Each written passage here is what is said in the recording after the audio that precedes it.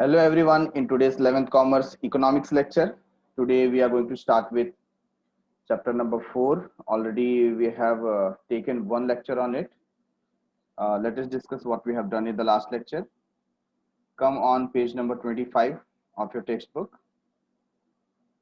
You can find over there Economic Development of Maharashtra. So currently we are looking at some problems faced by economic development in Maharashtra and measures given by government. So already we have covered part A and B. In that part A, we gone through agricultural sector. Agricultural sector में हमने देखा कि 2001-2002 को अगर हम compare करें 2017 और 18 के सर्वे से, so there we find there is a decrease in gross state value added. वहां पर डिक्रीज हुआ है अगर हम लोग आउटपुट की बात करें तो, और गवर्नमेंट ने कुछ उसके मेजर्स दिए हैं. ठीक है. तो सिमिलरली बी पार्ट में हमने इंडस्ट्री के बारे में देखा और इंडस्ट्री के लिए भी गवर्नमेंट ने क्या मेजर्स लिए हैं, that we went through. Now point number C, service sector. Service sector की बारी आती है. So what is service sector first. What do you mean by service sector? Service sector means where you provide services like communication, banking facility, transportation, warehousing. These are all services. तो service sector, जिसको हम tertiary sector के नाम से भी जानते हैं, उसके बारे में क्या कहना है? Service sector consist of insurance, tourism, retail banking, education and social services. तो यहाँ पर हम सेवाएं प्रदान कर रहे हैं. क्या प्रदान कर रहे हैं? सेवाएं. ठीक है.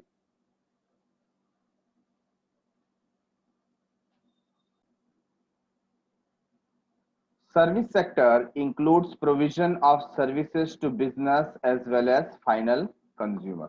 सर्विस सेक्टर क्या करता है? जो बिजनेस ऑर्गेनाइजेशन है उनको भी सर्विस प्रोवाइड करता है और जो कस्टमर है, फाइनल कंज्यूमर है, उनको भी सर्विस प्रोवाइड करता है.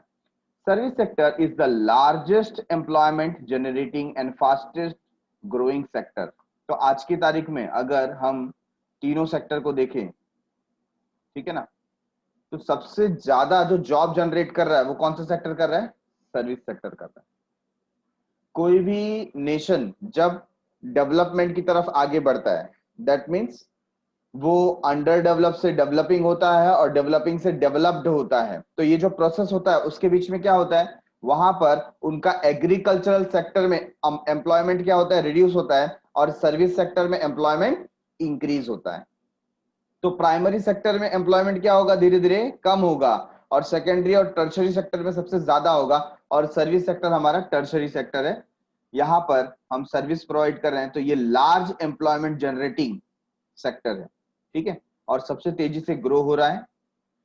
The contribution of service sector to the gross state domestic product GSDP has been the highest compare to the other sector in the economy. अगर महाराष्ट्र की इकोनॉमी में देखें तो बाकी दोनों सेक्टर से सबसे ज्यादा यहाँ पर आउटपुट कहां से मिल रहा है? सर्विस सेक्टर से. It was 54.5%. देखो, अप्रोक्सीमेट 55% मिल रहा है.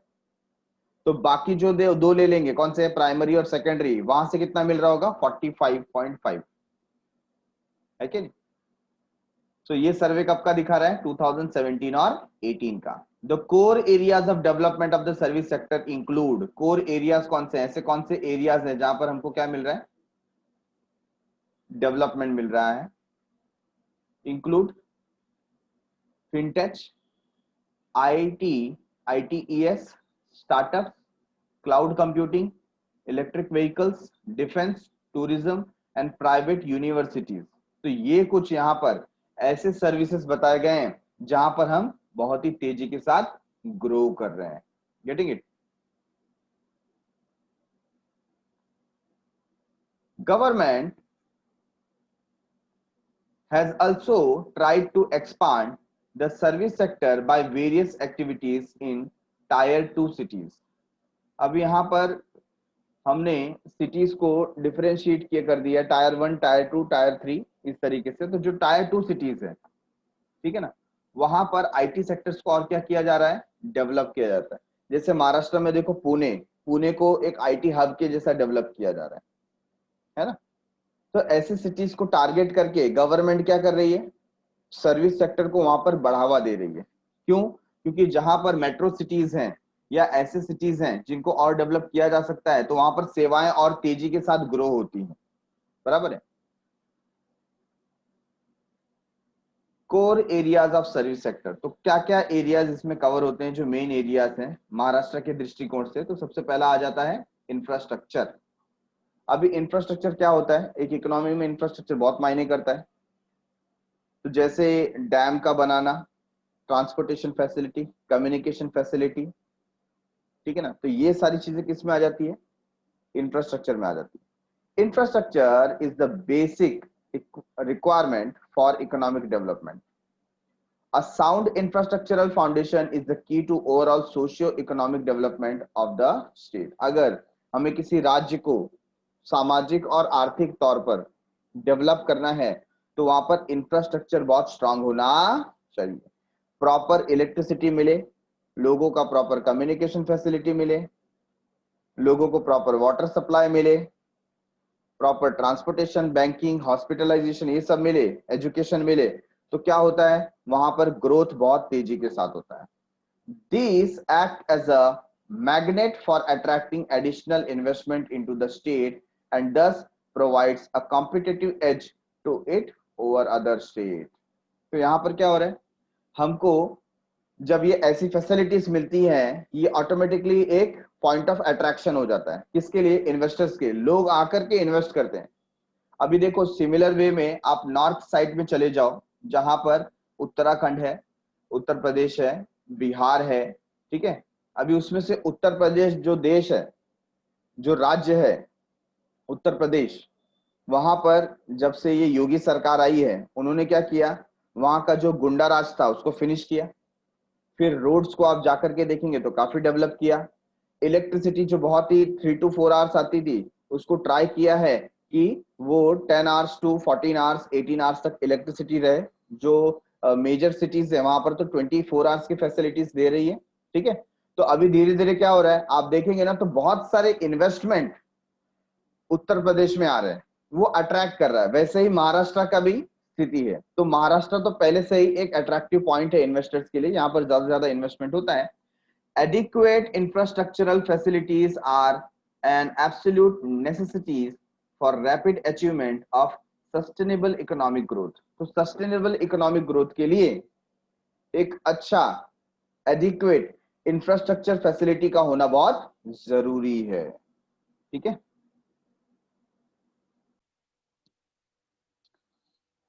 Now classification is given in the form of chart. Classification of infrastructure: economic infrastructure, social infrastructure. तो देखो दो टाइप के इंफ्रास्ट्रक्चर की बात यहां पर कर रहे हैं। एक तो जो हमें विजिबल है, दैट इज इकोनॉमिक इंफ्रास्ट्रक्चर। उसमें क्या आ जाता है, लोगों को क्या चाहिए, energy, energy in the sense electricity, transportation facility and communication. उसके अलावा सोशल इंफ्रास्ट्रक्चर में क्या चाहिए, health facility and education facility.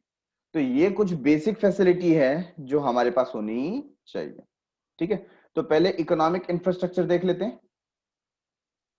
It facilitate production and distribution of goods and services for economic development. जब आप ये इंफ्रास्ट्रक्चर क्रिएट करके देते हो तो इसकी वजह से क्या होता है, इसकी वजह से प्रोडक्शन और डिस्ट्रीब्यूशन में हेल्प मिलता है, मदद मिलती है, ताकि हम क्या कर सकें, सही समय पर गुड्स को प्रोड्यूस कर सकें और डिस्ट्रीब्यूट कर सकें। इससे क्या होगा, economic development. Measures for development of economic infrastructure, क्या मेजर्स लिए गए?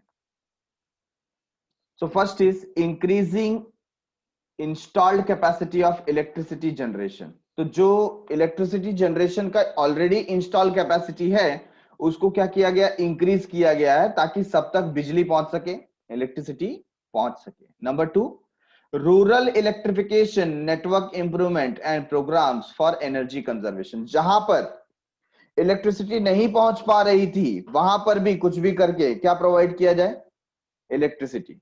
तो रूरल इलेक्ट्रिफिकेशन। अभी देखो आज की तारीख में मोदी गवर्नमेंट ने ऐसे बहुत सारे जो रिमोट एरियाज थे, जो दूर दराज के इलाके थे, जहां पर इलेक्ट्रिसिटी नहीं पहुंच पा रही थी, तो वहां पर भी सोलार पॉइंट या सोलार पावर प्लांट लगा करके कैसे भी उस पर्टिकुलर विलेज को क्या प्रोवाइड कर रहे हैं, इलेक्ट्रिसिटी प्रोवाइड कर रहे हैं। ठीक है, तो ये कदम है डेवलपमेंट की तरफ, इंफ्रास्ट्रक्चर प्रोवाइड करने की तरफ। Modified direct benefit transfer scheme to LPG consumer in the state, है ना। तो उस पर्टिकुलर स्टेट में क्या प्रोवाइड किया गया, जो एलपीजी कंज्यूमर्स हैं, मतलब जिनको गैस का रिक्वायरमेंट होता है हाउस होल्ड के लिए, है ना, घरेलू चीजों के लिए, तो एलपीजी का कनेक्शन प्रोवाइड किया गया डायरेक्ट बेनिफिट के through. Road development plan 2001-2021 is being implemented in the state with a target to develop 3.37 lakh kilometers of road. तो यहां पर 2001 से 2021 के बीच में, मतलब कमिंग ईयर, ये पूरा इन्होंने कैलकुलेशन यहां पर बताया है। तो टारगेट डेवलपमेंट कितना था, 3.37 लाख किलोमीटर ऑफ रोड। इतना लंबा रोड को क्या किया गया, डेवलप। आप भी देखो पिछले 3 से 4 साल में, है ना, आप मेट्रो का डेवलपमेंट देख लो और रोड्स का डेवलपमेंट देख लो। नितिन गडकरी जो हमारे ट्रांसपोर्ट मिनिस्टर हैं, है ना, इन्होंने बहुत ही अच्छी तरीके से इसे प्लान करके इंप्लीमेंट किया गया है। तो रोड का, हम तो महाराष्ट्र तो खैर ठीक है, ऑल ओवर नेशन देख रहे हैं कि रोड डेवलपमेंट बहुत ही तेज रफ्तार के साथ हो रहा है। ठीक है, तो महाराष्ट्र में 3.37 लाख किलोमीटर्स के रोड एरिया को कवर किया गया है। Then metro railway has started at Mumbai and Nagpur. Nagpur और मुंबई जैसे जो प्लेसेस हैं वहां पर क्या स्टार्ट किया गया, metro railway. Maharashtra port development policies was constituted for integrated development of port.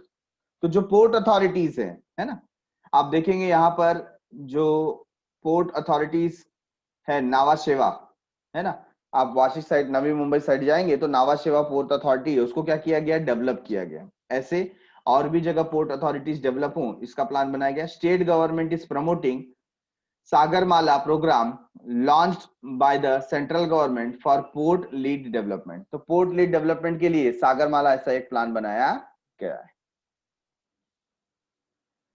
Point number 7, internet subscriber base was 5.45 crore in Maharashtra as on 30th September 2017, which is the highest among all the state।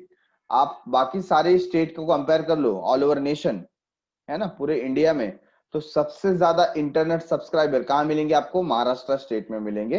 5.45 crore के subscriber आपको महाराष्ट्र में मिलते हैं। ठीक है, तो ये हमने फिनिश किया इंफ्रास्ट्रक्चर का point. Next point is regarding social infrastructure. किसके बारे में देख रहे हैं, सोशल इंफ्रास्ट्रक्चर। उसमें कौन से 2 पॉइंट आते हैं, health and education.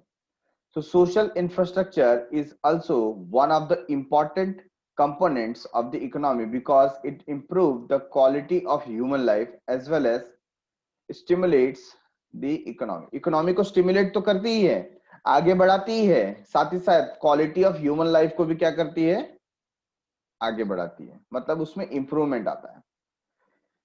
It not only improves the quality but also gives the power to produce knowledge। ये क्वालिटी तो देती है, साथ ही साथ आपको एक शक्ति देती है कि आप नॉलेज को प्रोड्यूस कर सकें। किसको प्रोड्यूस कर सके, नॉलेज। किसकी बात कर रहे हैं, 2 चीजें, health and education. Social infrastructure include literacy programme, education, public health, housing, drinking water and sanitation. तो ये कुछ इसमें बिंदुज हैं, पॉइंट हैं, जो क्या कंटेन करते हैं, social infrastructure.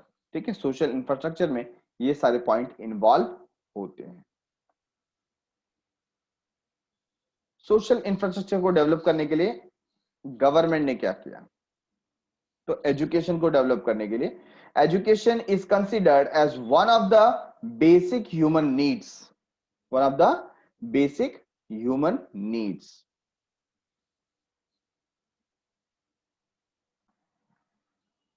It forms the backbone of the socio-economic development। देखो क्या बता दिया यहां पर, एजुकेशन एक बेसिक ह्यूमन नीड है। अगर आपके पास एजुकेशन है तो you have power to change your environment. यहां पर एजुकेशन को क्या बोला गया है, backbone. Backbone of socio economic development. अगर सामाजिक और आर्थिक डेवलपमेंट चाहते हैं तो वहां पर एजुकेशन होना चाहिए।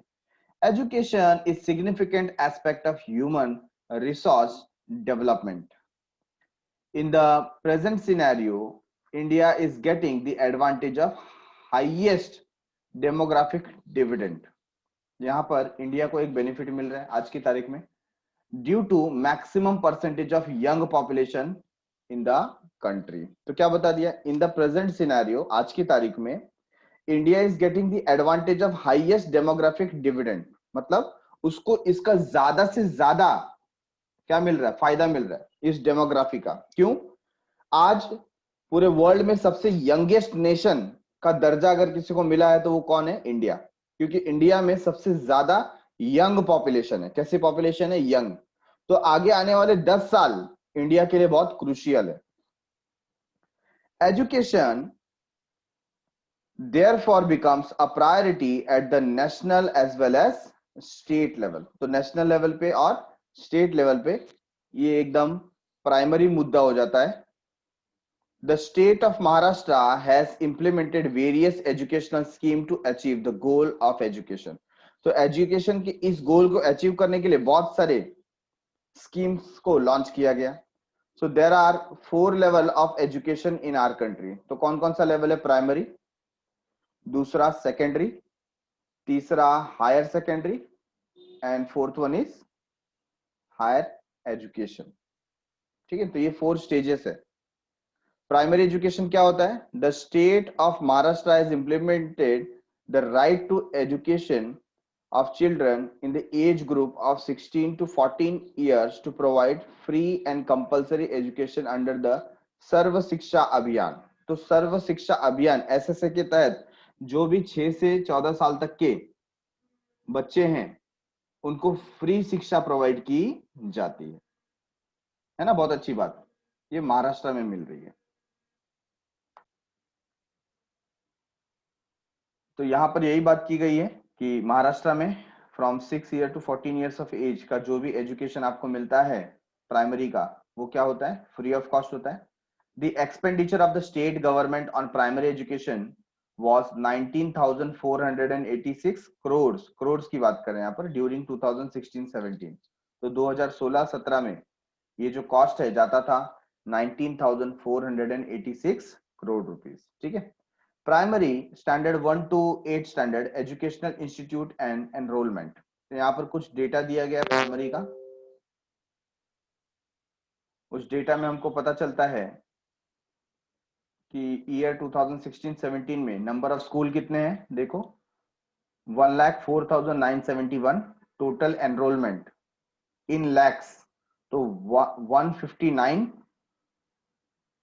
लैक्स की बात कर रहे हैं यहाँ पर, है ना। मतलब लगभग 160 लैक्स, है ना। 1 करोड़ 60 लैक्स अप्रोक्सीमेट यहां पर एनरोलमेंट हुए। और नंबर ऑफ टीचर कितने हैं, 5.3 लैक्स, है ना। मतलब लगभग 5 लाख टीचर्स काम कर रहे हैं।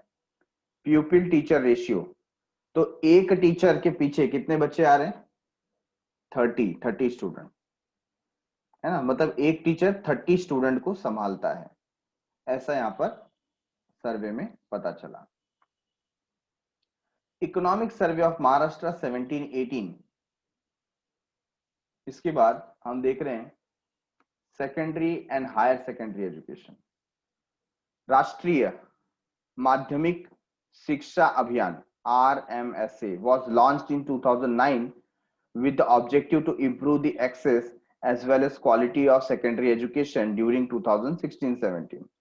The state government expenditure on the secondary and higher secondary education was 16,089 crores, है ना। तो यहाँ पर इतना खर्चा हम किसके लिए कर रहे हैं, सेकेंडरी और हायर सेकेंडरी के लिए। तो यहाँ पर भी देखो 16-17 का डेटा दिया हुआ है। नंबर ऑफ स्कूल कितने हैं, बहुत कम है, 25,737। और टोटल एनरोलमेंट इन लैक्स, मतलब कितना हो गया, 66 लैक्स कितना एनरोलमेंट हुआ है। नंबर ऑफ टीचर 2 लाख के करीब टीचर्स हैं। और प्यूपिल टीचर रेशियो, प्यूपिल का मतलब क्या हो जाता है, स्टूडेंट, है ना। तो यहाँ पर स्टूडेंट टीचर का रेशियो कितना दिखा रहा है 31.1, मतलब एक टीचर के पीछे 31 स्टूडेंट होते हैं, मतलब एक टीचर 31 स्टूडेंट को संभालता है ऑन एन एवरेज। ठीक है। हायर एजुकेशन की बात कर रहे हैं यहाँ पर, means 11th and 12th standard. Apart from universalization of primary education, the government of Maharashtra is taking effort to expand opportunities in higher education also। मतलब प्राइमरी जो प्राइमरी सेकेंडरी तो प्रोवाइड कर ही रहे हैं, लेकिन साथ ही साथ हायर एजुकेशन के लिए भी लोगों को क्या किया जाता है, प्रॉम्प्ट किया जाता है, एम्फोसिस डाला जाता है, प्रेशर डाला जाता है। Higher education help in creating technical and skilled human resources. तो हायर एजुकेशन जितना आप प्रमोट करोगे उसकी वजह से लोगों को टेक्निकल नॉलेज बहुत अच्छा मिलता है, स्किल्ड ह्यूमन रिसोर्स क्रिएट होता है, which is an important input necessary for overall economic development. और आपको ओवरऑल इकोनॉमिक डेवलपमेंट चाहिए तो यहाँ पर स्किल का डेवलप होना, टेक्नोलॉजी फ्रेंडली एक एनवायरमेंट डेवलप होना बहुत जरूरी है। ऐसे स्टूडेंट आने चाहिए, ऐसे लोग ग्रेजुएट होकर बाहर निकलने चाहिए जिनको टेक्निकल और जो बाकी अदर स्किल्स हैं वो आते हों। There are 22 state universities, out of which 4 universities are for agriculture. तो 22 स्टेट यूनिवर्सिटीज है, उसमें से 4 किसके लिए, एग्रीकल्चर के लिए। 1 university for health science course, एक यूनिवर्सिटी हेल्थ साइंस के लिए। 1 यूनिवर्सिटी फॉर वेटेरिनरी साइंस, कौन सा science, veterinary science. 1 of the technology and 15 other universities for general courses. तो कुछ यूनिवर्सिटीज को क्या कर दिया गया, जनरल कोर्सेज के बेसिस पे एजुकेशन प्रोवाइड करने को कहा गया है। In addition to this there are 21 autonomous universities, 1 central university, 4 private universities and 5 institute of national importance in the state. ठीक है। तो ऐसे एजुकेशन की राह पर डेवलपमेंट चल रहा है।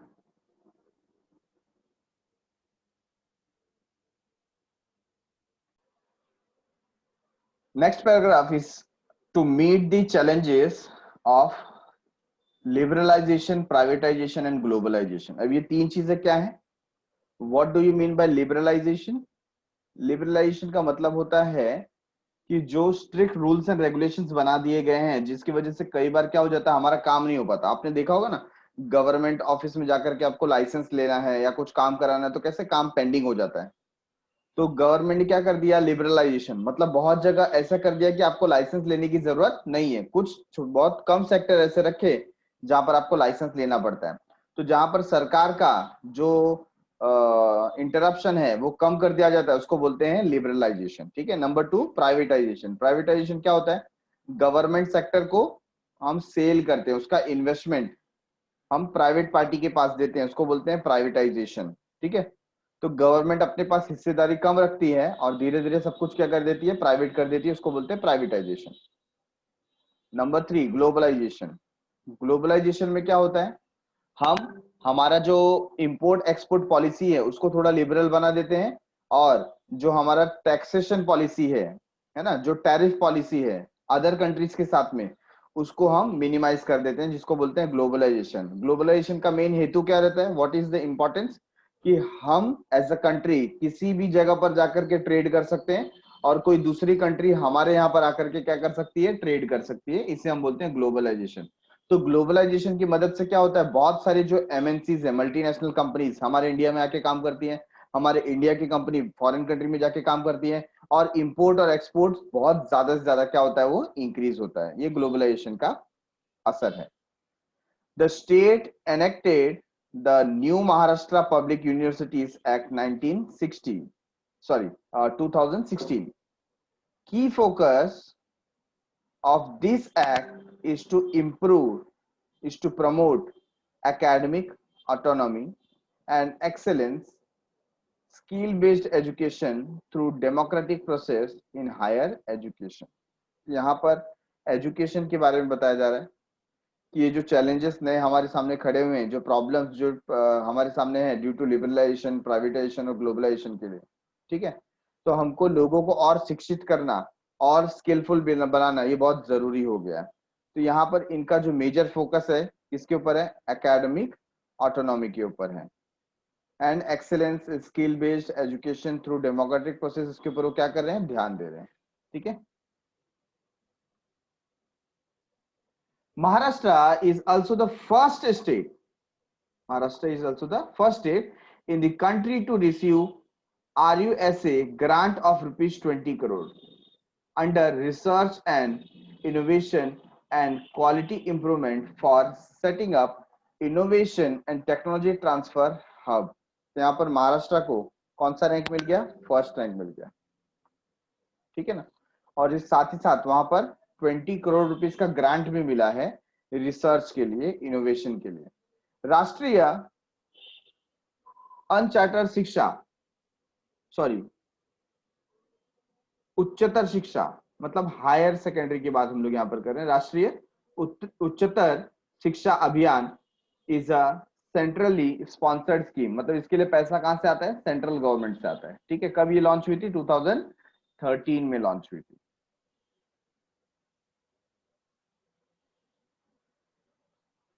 And point number D, others. पहला आ गया inclusive education. This is for differently abled children with special need. तो ऐसे जो बच्चे होते हैं जो स्पेशल होते हैं, डिफरेंटली एबल होते हैं, उनके लिए ये इंक्लूसिव एजुकेशन स्कीम क्या किया गया, लाया गया है। इसकी वजह से उनको काफी बेनिफिट मिल रहा है। और उसके बाद है girls education.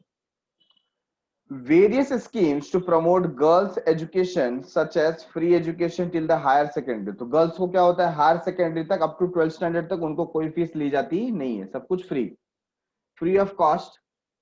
ST bus services for school going girls. तो जो स्कूल गोइंग गर्ल्स है उनको क्या मिल रहा है, एसटी में फ्री सेवाएं मिल रही है, मतलब वो ट्रेवल कर सकती है बस के थ्रू स्कूल जाना है तो।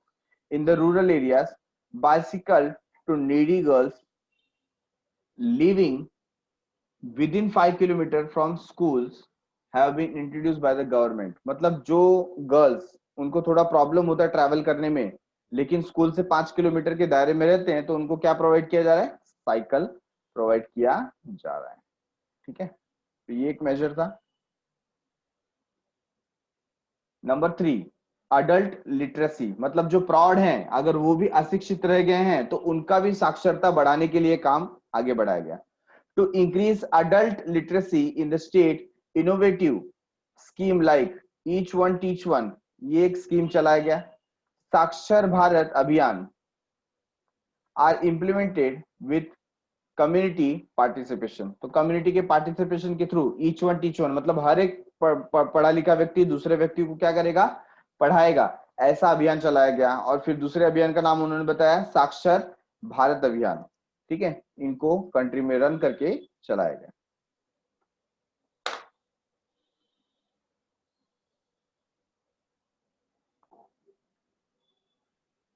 Point number 4, tribal education. Tribal, tribal क्या होता है, जो आदिवासी लोगों तक भी ये जो एजुकेशन है वो पहुंचना चाहिए, इसके लिए ट्राइबल एजुकेशन पे भी जोर दिया गया। Government of Maharashtra has introduce residential ashram school in the tribal areas. मतलब जो आदिवासी क्षेत्र है वहां पर आश्रम जैसे स्कूल, रेसिडेंशियल, रेसिडेंशियल मतलब हॉस्टल टाइप का, लोग स्कूल आएंगे तो वहां पर रहेंगे भी, क्योंकि आदिवासी एरिया में ज्यादातर क्या होता है, वहां पर लोगों को दे आर सो पुअर कि उनके पास खाने को भी पैसा नहीं रहता है ना। तो वो अपने बच्चों को स्कूल क्या भेजेंगे। तो स्कूल अथॉरिटीज क्या बोलती है कि आप जो भी एजुकेशन पीरियड है तब तक के लिए आप बच्चों को हमारे यहाँ पर भेज दीजिए, एज अ हॉस्टल में वो रहेंगे और वहीं पर पढ़ेंगे। फिर जब भी समर वेकेशन वगैरह आएगा तो वो आपके यहाँ पर जाएंगे। बराबर है। तो इस तरीके से वहां पर आश्रम की फैसिलिटी रेसिडेंशियल स्कूल के तरफ से चलाई जा रही है। Tribal students are provided accommodation, accommodation मतलब वहां पर रहने की व्यवस्था। ठीक है। दूसरा फूड, खाने की व्यवस्था। यूनिफॉर्म, उनको गणवेश दिया जाएगा, यूनिफॉर्म दिया जाएगा। एजुकेशनल मटेरियल, उनको जो बुक्स हैं, उनके बैग हैं, या जो भी उनका ज्योमेट्री बॉक्स वगैरह है, वो सारे मटेरियल उनको प्रोवाइड किया जाएंगे। And other concessions free of cost. तो ये सारी चीजें छूट के साथ या फ्री ऑफ कॉस्ट भी प्रोवाइड किया जाता है। There are 556 aided ashram schools in the state. Maharashtra राज्य में 556 आश्रम स्कूल्स हैं। Government hostel facilities provided at division, तो कई जगहों पर गवर्नमेंट हॉस्टल फैसिलिटी भी प्रोवाइड की गई है। District and taluka levels to encourage tribal student to pursue higher studies, ताकि वो हायर स्टडीज के लिए आगे पढ़ाई कर सके, तो उनको हॉस्टल फैसिलिटी प्रोवाइड की गई है। ठीक है, नेक्स्ट इज हेल्थ सर्विसेज। अब हेल्थ सर्विसेज के मामले में यहां पर महाराष्ट्र क्या एक्शंस लेता है, किस तरीके से इंफ्रास्ट्रक्चर को क्रिएट कर रहा है। There were 1814 primary health centre, मतलब 1814 primary health centres and 360 community health centre. Community health centre कितने हैं? 360 in the state as on 31st March 2017। Government of Maharashtra also emphasizes on program to strengthen health system। emphasizes मतलब जोर देती है, किस चीज पे जोर देती है? ऐसे प्रोग्राम जो हेल्थ सिस्टम को मजबूत करे, ऐसे प्रोग्राम पे जोर देती है। In rural area and urban areas through national rural health mission NRHM के थ्रू वो प्रोवाइड करती है, and national urban health mission NUHM। This programme include health determinants like sanitation, इसमें सबसे पहली बात साफ सफाई की बात आ जाती है, एंड हाइजीन, हाइजीन मेंटेन करना है ना, एकदम स्वच्छता कैसे मेंटेन करना है, सैनिटेशन कैसे रखना है, न्यूट्रिशन वैल्यू कैसे क्रिएट होना चाहिए, एंड सेफ ड्रिंकिंग वाटर ये लोगों तक कैसे पहुंचे, इसके ऊपर खास ध्यान दिया जा रहा है। ठीक है, तो हेल्थ को मद्देनजर रखते हुए ये पॉइंट बहुत इंपॉर्टेंट है, गवर्नमेंट का ये कदम सराहनीय है। The government of Maharashtra has created a 3-tier health infrastructure to provide comprehensive health services. तो गवर्नमेंट ने भी क्या यहां पर स्टार्ट किया? 3 टायर, टायर मतलब सिस्टम, तो थ्री सिस्टम का इंफ्रास्ट्रक्चर प्रोवाइड कर रहे हैं हेल्थ को बढ़ावा देने के लिए। सो प्राइमरी टायर इंक्लूड, जो प्राइमरी सिस्टम है उसमें क्या है? Include primary health centres and community health centre. तो यहां पर इन्होंने प्राइमरी हेल्थ सेंटर प्रोवाइड किया, कम्युनिटी हेल्थ सेंटर प्रोवाइड किया।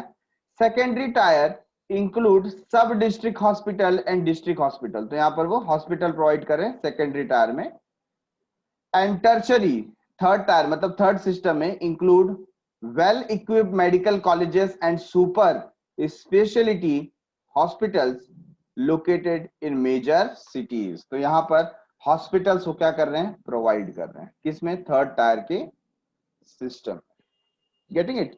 तो इस तरीके से हमने ये जो दो चीजें देखी, एक तो एजुकेशन और दूसरा हेल्थ, इस इंफ्रास्ट्रक्चर को बढ़ावा देने के लिए गवर्नमेंट ऑफ महाराष्ट्र काम कर रही है, कैसे कैसे मेजर्स ले रही है, ये सारी बातें हमने आज के लेक्चर में देखी। सो आज के लेक्चर में इतना काफी है, डन फॉर द डे। मिलते हैं अगले एपिसोड में with rest of the part. तब तक के लिए बाय बाय, शुक्रिया, शब्बा खैर, सायोनारा, थैंक यू।